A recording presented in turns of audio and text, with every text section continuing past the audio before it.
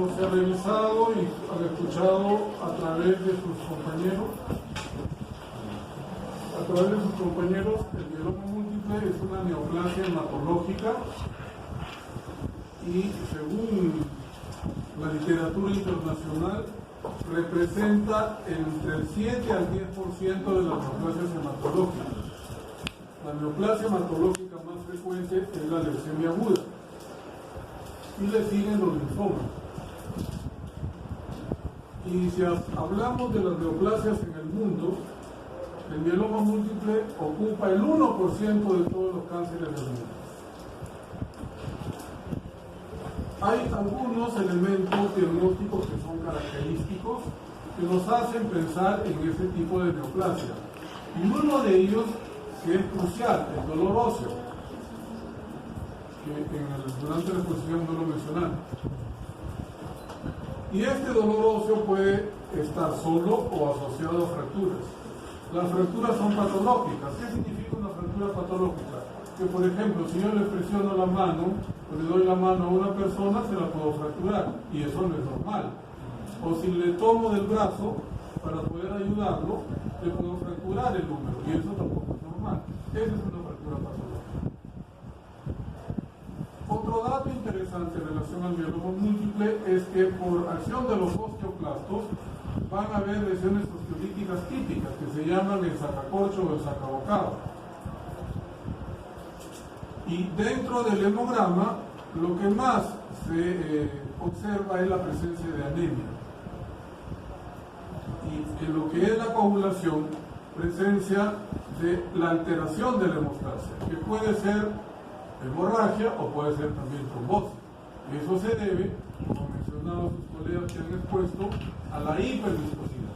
Entonces, la hiperviscosidad está en relación al tipo de inmunoglobulina. Felizmente, el mieloma múltiple más frecuente es el mieloma IgG, y la IgG es la inmunoglobulina más pequeña. En cambio, la IgM es una gran inmunoglobulina, y es la que más hiperviscosidad dará. Por lo tanto, en ella, de todas maneras, se va a presentar el cuadro de trombosis y de hemorragia. Felizmente, el mieloma IgM es uno de los más raros. En este hospital solo tenemos, a lo largo de la historia del servicio de hematología, 3 mielomas IgM, y los 3 han presentado hiperviscosidad. Lo característico es que en el 80% de los mielomas múltiples haya la presencia de una inmunoglobulina homogénea en el suelo. El 80% de los mielomas son séricos y el 20% de los mielomas no son séricos y por lo tanto se llaman urinarios. ¿Por qué? Porque la cadena ligera se excreta a través de la orina. Y antiguamente se hacía también un proteinograma electroforético en orina, pero ahora ya no es necesario. Porque nosotros sabemos que las cadenas ligeras son capa y lambda, y ahora estas cadenas ligeras capa y lambda se pueden dosar en el suelo, por lo tanto ya no es necesario estudiar la orina. Cuando estudiamos la médula ósea, vamos a encontrar un incremento del número de las células plasmáticas. Puede ser que también estas células plasmáticas invadan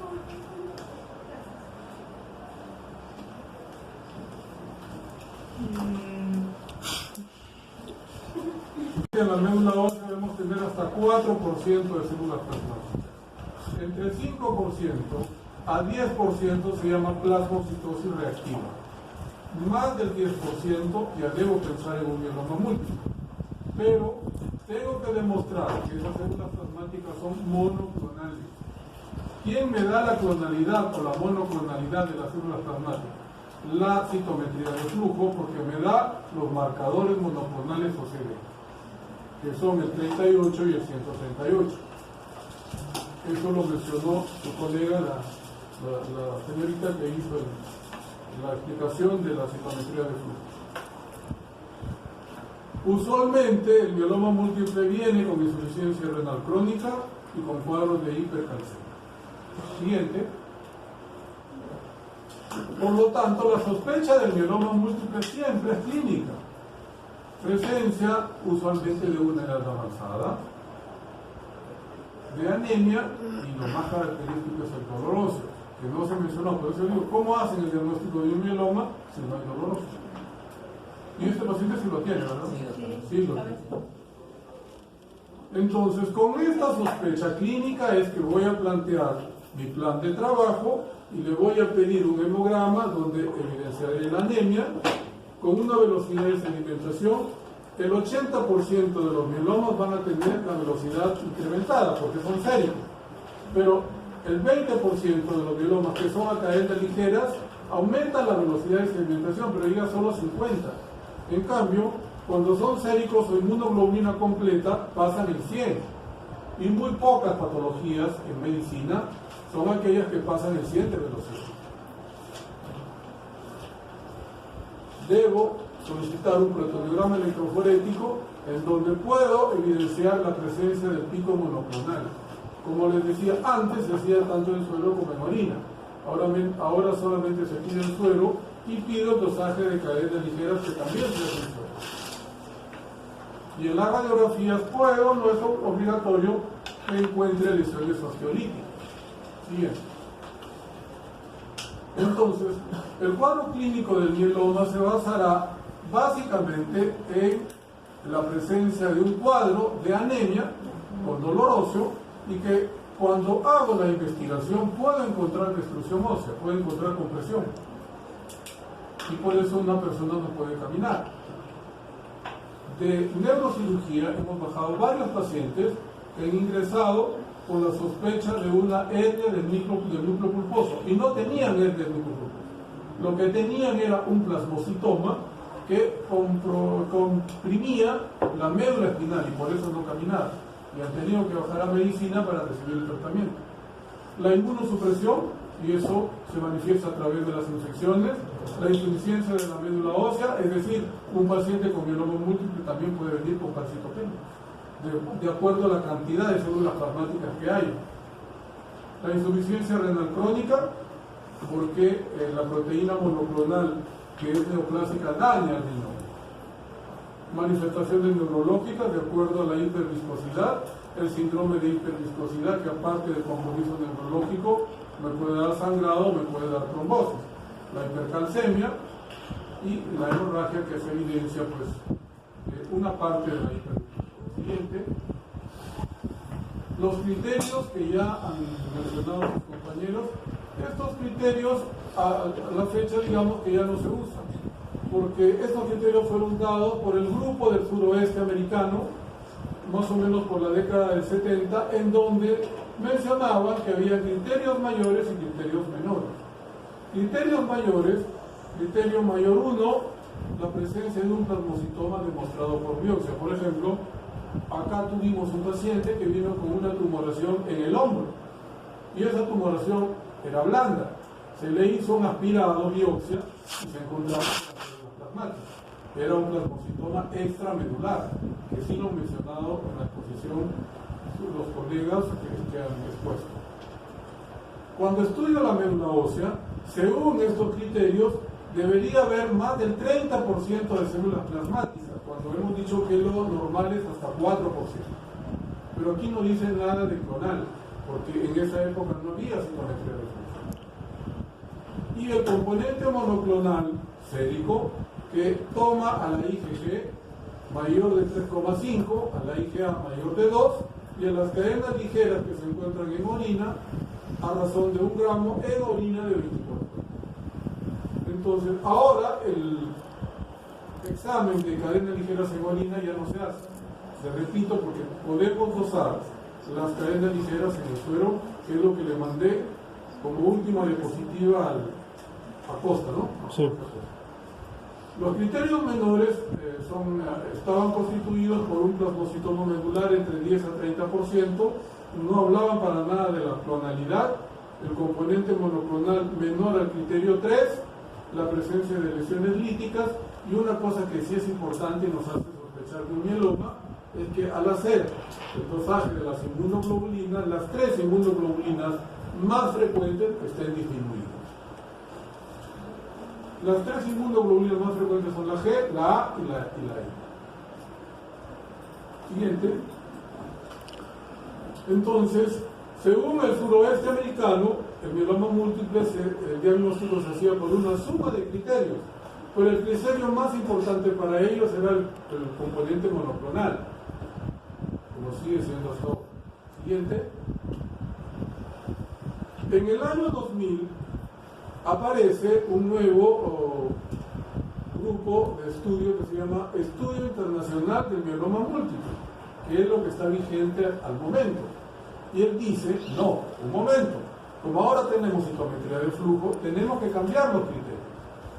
Y es cierto, la sospecha del mieloma múltiple siempre se debe dar por la presencia de una proteína monoclonal, tanto en el suero como en la orina.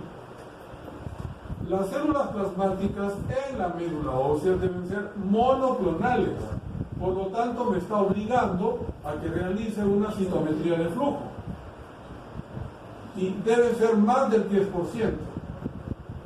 Y si no obtengo, porque a veces el paciente puede venir con pancitopenia o con gran carga tumoral, como vino el señor al inicio, que se le aspiró la médula ósea y no se pudo obtener sangre, ¿qué se hace?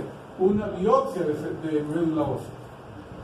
Y a él se le ha pedido inmunistoquímica, que me da lo mismo, la misma información que la citometría de flujo.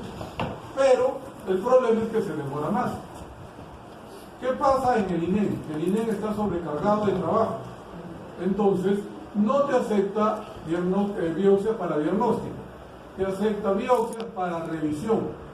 Por lo tanto, él ha sido sometido a una biopsia, ya nos llegó el informe de la biopsia que se lo mandé también a Costa, de un laboratorio privado, que es de un ex alumno nuestro, y que nos hace el servicio de que cuando los pacientes son del 12 de mayo, les hace un descuento del 40%, que no es despreciable, y nos da el informe lo más pronto posible.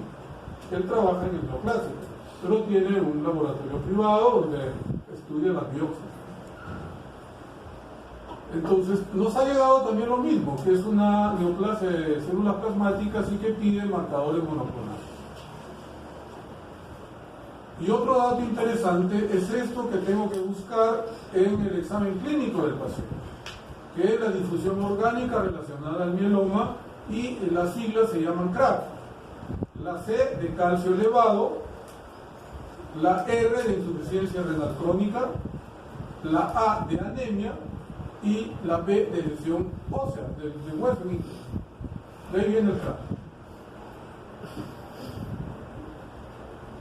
Entonces, esto es lo que está ahora primando como criterio diagnóstico. Y el más importante es la clonalidad de las células plasmáticas, que, como repito, me lo da o la citometría de flujo si es un aspirado de médula ósea, o la inmunistoquímica si es una biopsia de médula ósea.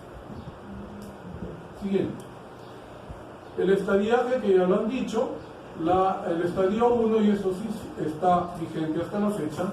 Hemoglobina, estadio 1 sería hemoglobina mayor de 10, calcio sérico normal, no hay lesiones líticas, y como ya mencionaron, la IgG mayor de 5, la IgA mayor de 4, y las cadenas ligeras, mayor de 3, y las cadenas ligeras mayor de 4, hemoglobina de 24 horas. Luego viene en contraparte el estadio 3, que es el estadio más avanzado, una hemoglobina menor de 8,5, un calcio sérico elevado, mayor de 12, la presencia de lesiones líticas y el componente monoclonal muy elevado, una IgG mayor de 7, una IgA mayor de 5 y las cadenas ligeras en orina de 24 horas mayor de 12 gramos por decilitro. ¿Cuánto tiene de IgG? Búscalo por ahí después de... Porque el sitio no existe dado, ¿no? El rodaje de la segunda bolina te lo busca. Si los posteos. Siguiente. Lo buscamos y no. Y la categoría A o B es en relación a la creatinina. Si la creatinina es menor de 2, es estadio A. Si la creatinina es mayor de 2, es estadio B. Por lo tanto, este paciente está en un estadio 3B, que es el estadio más avanzado. El paciente que ha presentado el día. Siguiente. En relación a las formas clínicas del mieloma, van a depender del tipo de inmunoglobulina que esté involucrada. El mieloma más frecuente es el mieloma IgG. La IgG IgG es la inmunoglobulina más pequeña que tenemos. El mieloma IgG puede mostrar también, hasta en el 50% de casos, proteinuria de Bell-Jones. ¿Qué me está diciendo? Que voy a encontrar también las cadenas ligeras sueltas. Usualmente este mieloma IgG permite a la persona vivir muchos años, porque es una inmunoglobulina pequeña, es la que menos daña el riñón. Por eso dice que usualmente se complica con poca hipercalcemia y poca amiloidosis. Por lo tanto, es el que permite a la persona vivir muchísimos años. Nosotros tenemos una señora que debuta con un cuadro séptico y nos llaman para hacer un mielocultivo. Y yo le digo, la noto pálida. Me dicen, sí, tiene anemia. ¿Cuánto tiene de hemoglobina? 7 de hemoglobina. ¿Qué les parece si ya que estamos aquí, también le hago un mielograma y les digo lo que hemos encontrado? Me dicen, bueno, le hice un mielograma y estaba con 80% de células plasmáticas. O sea, tenía un mieloma múltiple y ese mieloma era el que había ocasionado el cuadro séptico. O sea, fue un hallazgo, digamos, accidental, ¿no? Accidental. Por eso uno siempre tiene que ir más allá de lo que ve. ¿Por qué? Porque el objetivo es ayudar a la persona, ¿no? Que es el paciente. Y si ustedes no estudian, no van a poder. Porque primero, para poder ayudar, tengo que saber la teoría. Si no sé la teoría, no sé nada. Y si no examino, peor. Por eso es que yo soy fregado. No porque a mí me gusta ser fregado, ni porque quiero darme importante, sino porque si no friego, no estudio. Si no friego, no viene.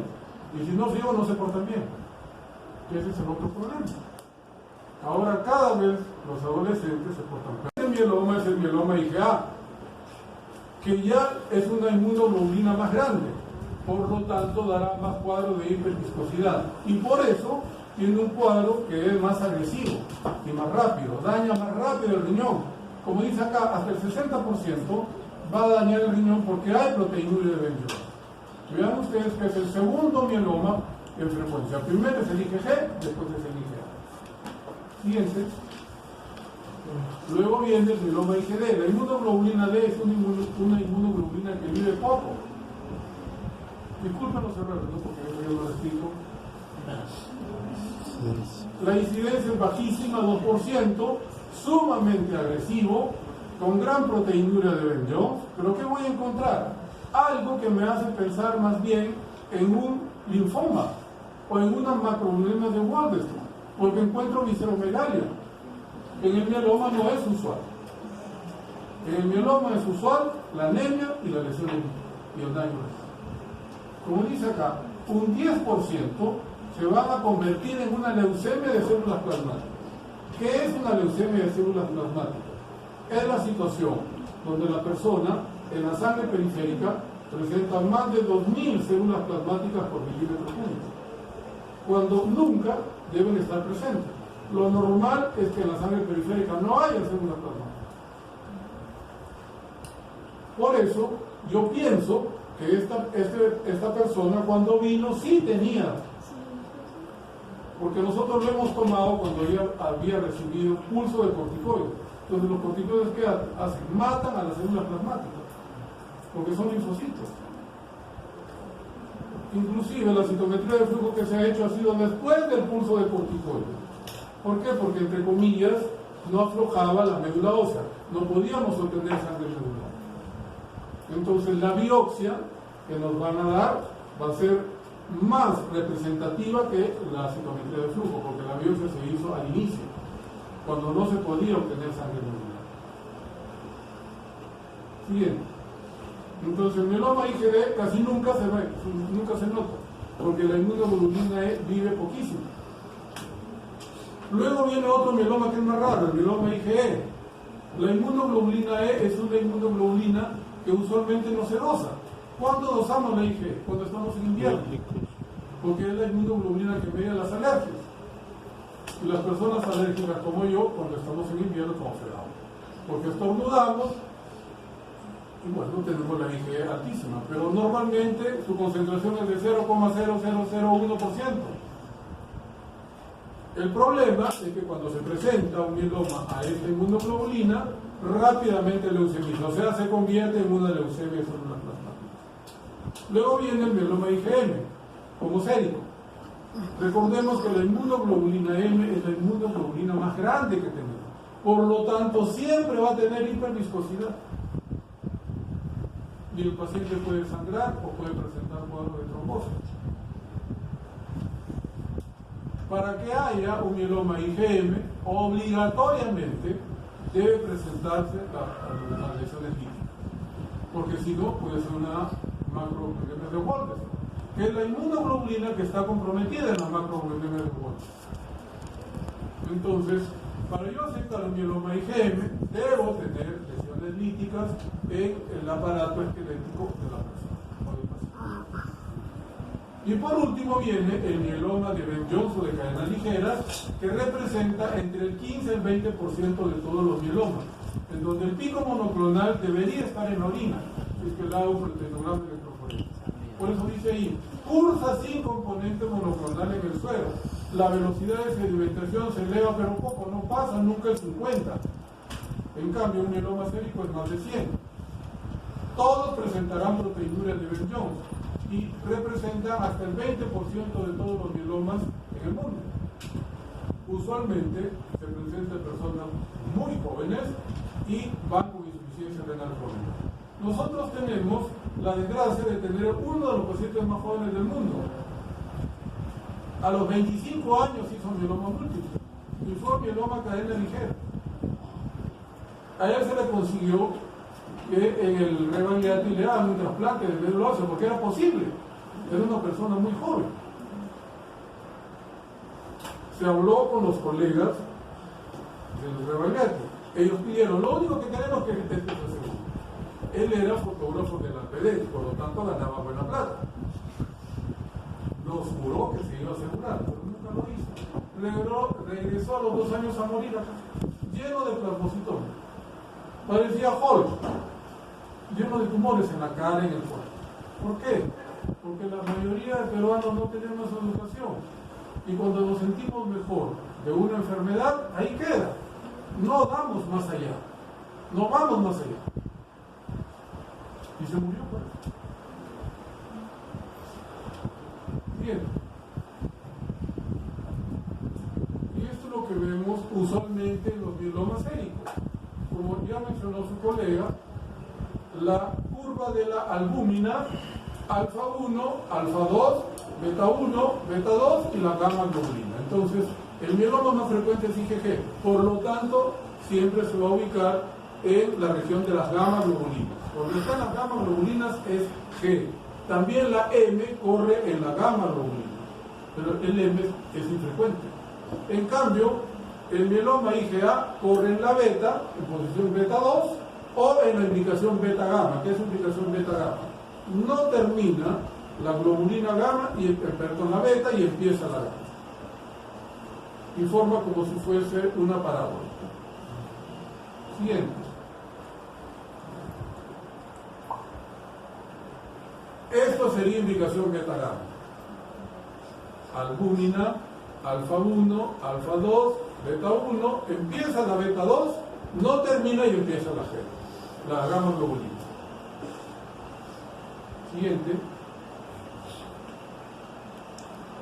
Lo interesante es un proteinoma electroforético normal, y estas son las patologías que puedo encontrar en el trazado electroforético del proteinograma, y me dice en cada globulina qué sustancias corren. Por eso se los traigo. Siguiente.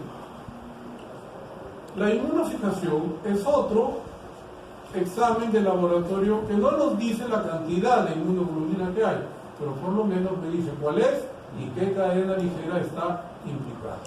Y aquí, sangre periférica, SP sangre periférica, corre las 3 inmunoglobulinas más frecuentes, G, A y M, y las 2 cadenas ligeras. Entonces yo sé, por este trazado, que esta persona tiene un mieloma IgG cadenas lambda. Siguiente. De aquí no veo bien, pero está el dosaje de las inmunoglobulinas, supongo, ¿no? Sí. No lo mando. Siguiente. Y lo que les decía, la clonalidad o monoclonalidad del mieloma múltiple se prueba a través de la citometría de flujo. En la citometría de flujo me dan un condensado y acá dice células plasmáticas neoplásicas, ¿cuántas? Miren la sensibilidad que tiene el examen, porque con menos del 1% me está diciendo que es un mieloma múltiple. ¿Por qué? Porque como es los mielomas todavía en neoplásicas no les dan prioridad para citometría, siempre te los ponen al final. Entonces tú haces el diagnóstico y tienes que darle tratamiento, si no se muere. Y usualmente, como en este paciente, las citometrías de flujo se hacen después de 10 días de tratamiento. Cuando ya se le dio el curso de corticoides, es decir, le bajaste la carga tumoral. Por lo tanto, ya no es una citometría de entrada o de diagnóstico, ya viene tratada. Pero a pesar de que tiene menos del 1%, es un mieloma múltiple, porque debo buscar los dos marcadores importantísimos para estirpe de las células plasmáticas, que son el CD38 y el CD138, que están positivos. Y por eso ella, a pesar de que tiene menos del 1% de célula plasmática, la persona que informa dice fenotipo compatible con neoplasia, células plasmáticas tipo mieloma múltiple. Vean ustedes la sensibilidad del examen. Por lo tanto, no es posible a la fecha hacer un diagnóstico de un mieloma múltiple si no tiene citometría. No debería ser posible. Claro que es posible. No todos los hospitales tienen la posibilidad de esto. Nosotros nos hemos hecho amigos de las personas que hacen la citometría. ¿Para qué? Para que cuando llega, en la tarde me están avisando qué cosa es.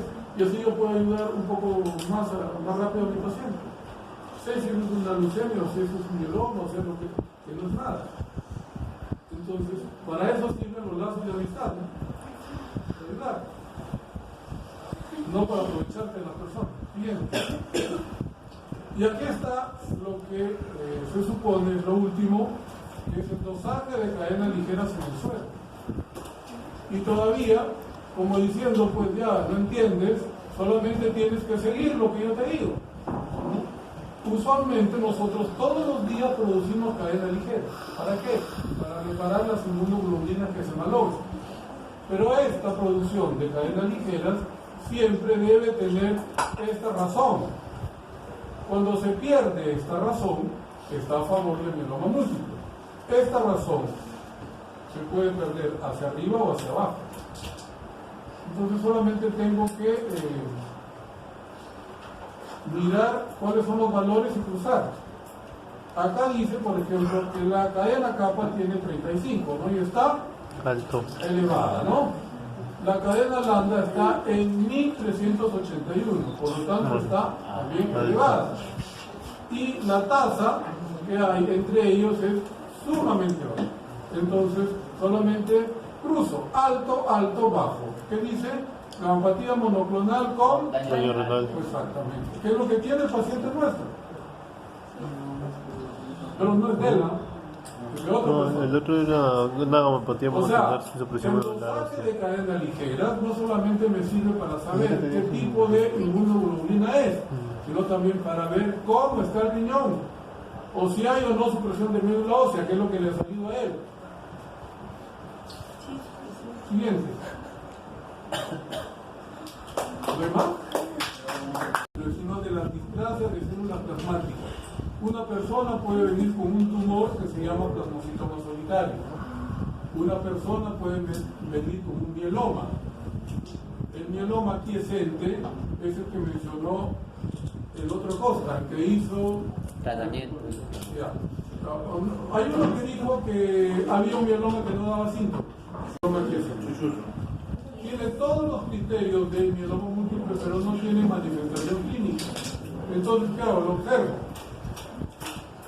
El mieloma no secretorio es el mieloma de células del mieloma de cadena ligera. Y la leucemia de células plasmáticas es una leucemia que involucra a estas células. Como hemos dicho que sospechamos cuando tenemos más de 2000 células plasmáticas en la sangre periférica. Bien. El pronóstico ahora se basa sobre todo en la determinación de la beta-2 microglobulina, porque la beta-2 microglobulina está de la mano con la carga tumoral. Aquí está el 20, por lo tanto, en un pésimo pronóstico. Antes se utilizaba, aparte de la beta-2 microglobulina, la proteína C reactiva, que me dice cuán inflamado está esa persona, aparte de tener una carga tumoral alta. Entonces, cuando la beta-2 microglobulina está por encima de 6, la sobrevida sin tratamiento es muy baja. Bien, en relación al tratamiento, el tratamiento ha pasado por una serie de medicamentos. Lo primero que se inició fue el uso de alquilantes. Y el alquilante que se empezó a usar fue el Melphalan con corticoides, con prednisona. Bien. Después vino el BAT, que es la asociación de 3 medicamentos: incristina, adriamicina, que nosotros no tenemos, y quedamos doxorubicina, y la otra de dexametasona, que es lo que está recibiendo ahora el paciente, me parece. Siguiente. Sí. Después vienen los inmunomoduladores, como la talidomida. La talidomida es un medicamento que surge en la década de los 60 y surge como un antiemético. Se utilizaba en las mujeres que estaban embarazadas, pero se retiró rápidamente del mercado porque era teratogénico. Era todo técnico. Los niños nacían sin brazos y sin piernas.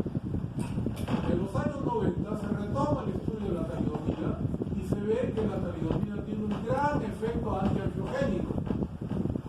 ¿Qué es antiangiogénico? Que impide la vascularización de los tejidos. Y entonces, la médula ósea tiene que ser sumamente vascularizada, porque si no tiene muchos vasos sanguíneos, las células se van a morir. Y de ese principio se basa la talidomida. La talidomida, ¿qué hace? Impide la vascularización de la médula ósea, entonces las células neoplásicas se van a morir más rápido. Y además es inmunomodulador, como han dicho también. ¿Qué hace? Mejora la relación entre los linfocitos CD4 y CD8. Y siempre se tiene que dar asociada a un corticoide. Siguiente. Después aparece la lenalidomida, que es un inmunomodulador de segunda generación cuando los pacientes se hacen refractarios a la talidomida. Siguiente. Y aparece el inhibidor de protozoos, que también lo han dicho, que se utiliza sobre todo en los pacientes que tienen daño renal. El problema del bortezomib es su precio, que todavía no hay equivalentes, porque la talidomida que usamos nosotros no es la original, es una talidomida equivalente, por lo tanto barata. Y cuando los medicamentos son baratos, no es que sean necesariamente buenos. Por eso es que nosotros no tenemos una tasa de remisión tan alta como la tienen los europeos o los norteamericanos, porque ellos utilizan los medicamentos originales, no usan equivalentes. Y lo mismo sucede en la leucemia. Por eso en Perú se muere más la gente por neoplasias que en otras partes del mundo, porque no se ha hecho un estudio de cuánto de concentración del medicamento tienen los equivalentes. Siguiente. Bueno, siguiente. Esta es la gama madurativa de las células plasmáticas, que obviamente deben estar en la médula ósea. Este es el plasmablasto, que es una célula grande, con un núcleo muy grande, a veces con un cloro. Va madurando, el citoplasma se va tornando más azul. Cuando está más azul significa que está produciendo inmunoglobulinas y el núcleo se hace más pequeño. Estas ya son células plasmáticas maduras, que producen inmunoglobulinas y tienen el núcleo rechazado hacia un extremo. Esta es una célula plasmática atípica y por lo tanto no normal, porque tiene dos núcleos. Siguiente. Células plasmáticas atípicas, con un núcleo pequeño pero central y con prolongaciones. Cuando se presentan estas prolongaciones se llama célula plasmática en llama, que es frecuente en el genoma IgA. Siguiente. El famoso rouleau, que es el apilamiento en forma de monedas de los glóbulos rojos en el frotil de sangre periférica, cuando hay incremento de las inmunoglobulinas. Por lo tanto, el rouleau estará presente en los mielomas séricos, pero no en los mielomas de cadenas ligeras. Siguiente. Y un aspirado de médula ósea, donde se ve gran cantidad de células plasmáticas en diferentes estadios madurativos. Se ven aplazos, inclusive con el nucleolo que me parece mencionó uno de sus colegas, y cuando el nucleolo tiene un color azul es porque dentro de él ha precipitado la inmunoglobulina que está produciendo la célula plasmática. Y eso se llama cuerpo de Dutcher. D-U-T-C-E-R, Dutcher. En cambio, cuando la inmunoglobulina precipita en el citoplasma de la célula plasmática se llama cuerpo de Russell. Entonces el Dutcher es en el nucleolo del núcleo. El Russell es en el citoplasma de la célula plasmática. Obviamente, aquí no hay duda de que se trata de un mieloma múltiple porque hay más del 10% de células plasmáticas y están en diferentes estadios madurativos. Bien. ¿Cómo se llama esto? Dutcher. Y son plasmablastos, porque es el núcleo central y tiene luz. Siguiente. Células plasmáticas en diferentes estadios madurativos. Siguiente. Inmaduro y maduro. Siguiente. Inmaduro y binucleado. Maduro. Siguiente. Miren, puede haber una célula plasmática totalmente atípica con 5 núcleos. Y todas las neoplasias hematológicas tienen la DHL elevada porque tienen un alto índice mitótico, tienen una muy extensa o rapidísima replicación. Por eso el DHL está alto. Entonces el DHL nos sirve para evaluar formación y destrucción de células. Y las neoplasias hematológicas son de alto recambio celular. Por eso todas ellas tienen el DHL. Siguiente. Cuando no se puede obtener sangre de médula ósea, se hace una biopsia de médula ósea y te va a dar la misma información. Pero ya no vas a pedir citometría, sino vas a pedir inmunohistoquímica, que te va a dar lo mismo, pero se va a demorar mucho más. Pero cuando miramos el frotis o la impronta, ya sabemos que es un tema. Siguiente. Y esta es la leucemia de células plasmáticas. Las células plasmáticas nunca deben estar en la sangre periférica. Cuando están en más de 2000 por milímetro cúbico en la sangre periférica es un criterio para decir que la persona tiene una leucemia de células plasmáticas. La leucemia de células plasmáticas puede ser primaria, o sea, debuta como tal, o puede ser secundaria a un mieloma sumamente agresivo. Siguiente. Ahora hablaremos un poquito de la macroglobulinemia de Walker.